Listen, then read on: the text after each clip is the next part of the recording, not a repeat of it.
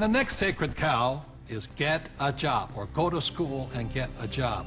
Now, the problem with getting a job is, who do you think pays the most taxes? The owner of the business or the worker?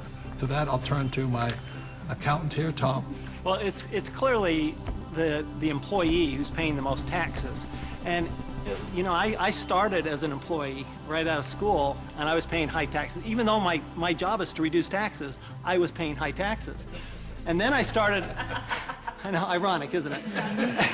and then about 15 years ago, I started my own business. I started my own CPA firm, and I was now self-employed, and I was even paying more taxes.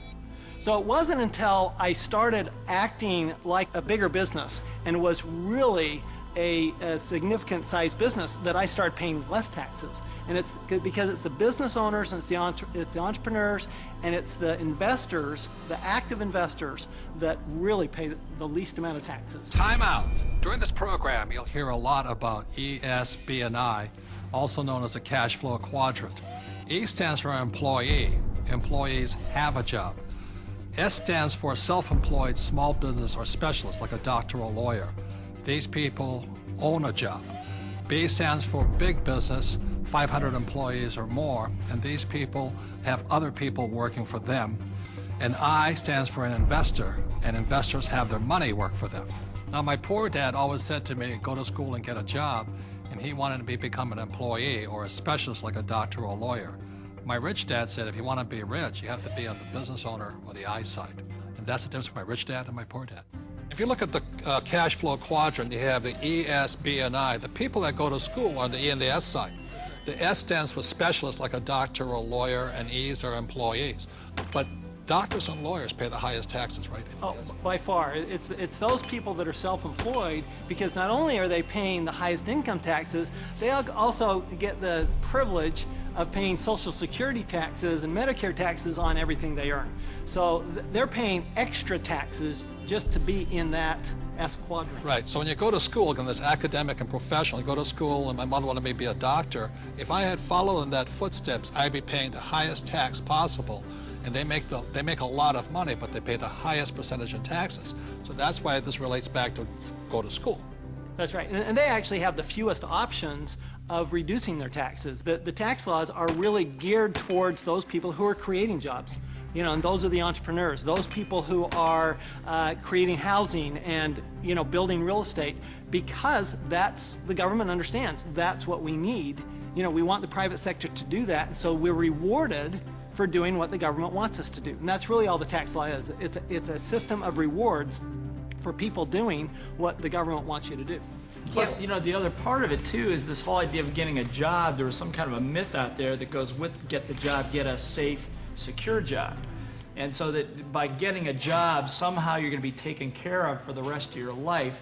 And all you got to do is pick up any paper to see how many tens of thousands of people are losing their jobs. There are no safe, secure jobs. And now we're competing with India and Asia for jobs that were sacred to America at one point in time.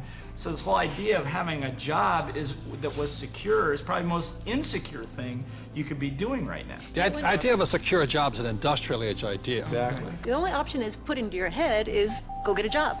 And I wasn't around. Brainwashing. Yeah, I wasn't around entrepreneurs. I wasn't around business owners growing up. I was around employees.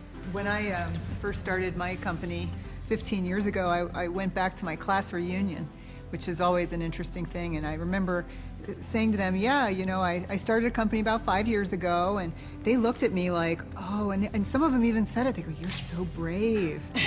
And I'm thinking, you know, I've had this company for 5 years now. That is the longest I had ever worked anywhere. See, without financial education, you have to get a job. What's tragic today is so many people losing their jobs. They go back to school to get another job, but they're now competing with their kids. You know, that's insanity.